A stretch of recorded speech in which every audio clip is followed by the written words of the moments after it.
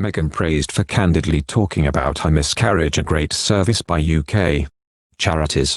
The Duchess of Sussex spoke out about her and Prince Harry's loss in a moving essay for the New York Times on Wednesday. Meghan Markle is being praised for candidly opening up about her miscarriage this summer. Meghan wrote in the New York Times on Wednesday about the almost unbearable grief she and Prince Harry suffered following a miscarriage in July. The child would have been a sibling for the couple's 18-month-old son Archie. "I knew, as I clutched my firstborn child, that I was losing my second," she wrote in the Times. Now, the Duchess of Sussex is being applauded for coming forward. Ruth Bender-Artic, National Director of the UK's Miscarriage Association, tells if anyone in the public eye has a miscarriage, it tends to be a story, but it has extra power when it comes from her, this couple. The main message, she says, was Meghan trying to reduce the taboo and sharing feelings openly and encouraging people to offer support. Because people often feel very unsupported and alone when they have a miscarriage. My overwhelming feeling while reading this was how very generous of her to share her story publicly. It gives license for others to do the same.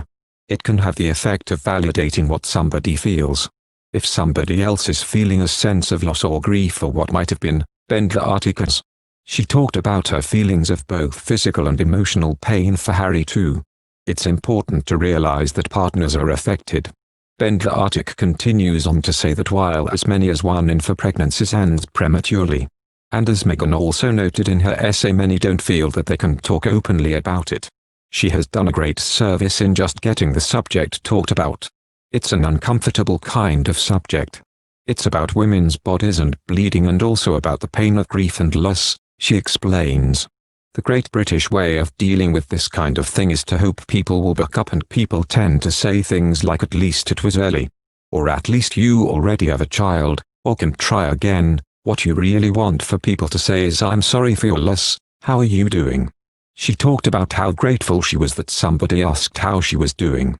Chief Executive of the Diana Award Tessie Arjo picked up on the reference in Meghan's Times article to TV interviewer Tom Brabby asking her if she was okay during her South Africa tour with Harry in 2018.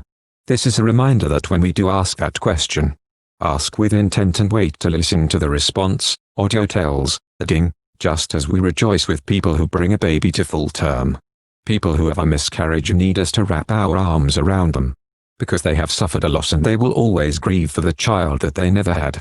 And as a campaigner against online bullying, Tessie Arjo and her charity, the only one that carries the name of Harry's late mother Princess Diana, have been saddened by the continuing hate directed toward the couple in recent years.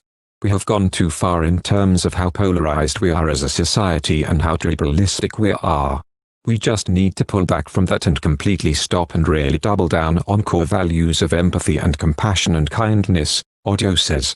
"There is a lot of polarization around them right now, but the power they have and the position that they hold means people listen," she continues.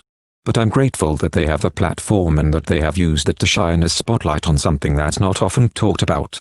This is something that is sometimes covered in shame too, and the fact that she opened up about it. And having this conversation means that it's okay. No woman should ever feel guilty or ashamed about a miscarriage."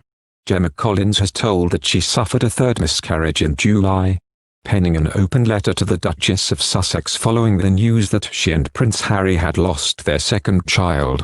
Gemma addressed Meghan by her first name. "Dear Meghan, I hope you don't mind me writing to you like this," she began. "You don't know me, and we've never met, but I cried when I read what you'd written about your miscarriage yesterday.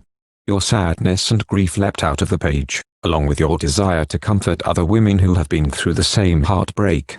I am one of those women. Because like you, I also had a miscarriage in July. One of the 10 or 20 women in a room of 100 that you wrote about who will know the particular pain of losing a longed-for baby." Gemma said she's been trying for a baby for 10 years, but has had her hopes dashed time and again by first one miscarriage, then another. In a single instant, Gemma continued, "I learned that I'd been carrying a baby and lost it.